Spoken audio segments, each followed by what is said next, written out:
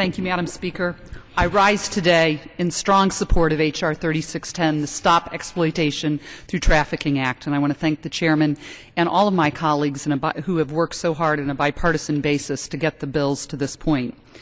Madam Speaker, there is a silent epidemic affecting all of our communities across the country that often goes unnoticed and unpunished.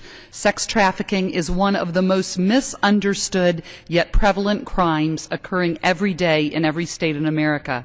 According to the Trafficking in Persons report produced by the State Department, 27 million men, women, and children are victims of some form of human trafficking. Sadly, it disproportionately affects young women between the ages of 12 and 14 who fall victim to organized crime networks and are trafficked nationally. Unfortunately, in my home state of Indiana, we're not immune to this problem. Just recently, a man was arrested after being stopped for a routine traffic violation in Hancock County. He was found to be transporting 12 and 13-year-olds to another community to work off a debt that their family owed. In Indianapolis earlier this year, a man was arrested for trafficking 4 victims, including 3 minors, into prostitution. One of them was a 12-year-old with mental disabilities. I know of this nationwide problem firsthand because when I was U.S. Attorney from 2001 to 2007, we started in 2006 a task force called IPATH, the Indiana Protection of Abused and Trafficked Humans Task Force. It's still led by Assistant U.S. Attorney Gail Hellert and Indiana Deputy Attorney General Abby Kuzma.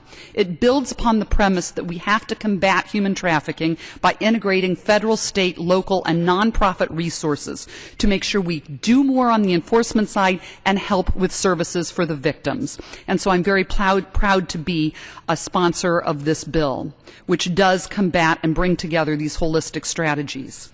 In my time as U.S. Attorney, what I learned is the hardest part of combating human trafficking is identifying the victims and getting them to come forward. Victims feel hopeless and they are scared. It is the nature of the trafficker to prey upon their fears, threaten them, and threaten their fear of their family's safety. And so I'm pleased that we are coming together. These statutory changes are important. It does provide those safe harbor laws which make sure these minors are victims rather than criminals.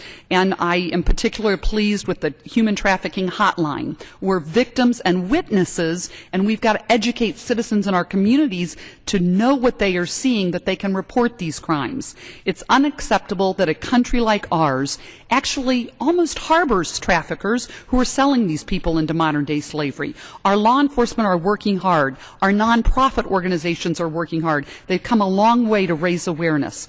But Congress needs to act decisively today and provide these necessary tools. This bill and others, which I am so pleased have bipartisan support, will do just that. And so it is time that we hold these morally deprived traffickers accountable. I thank you, and I yield back the balance of my time.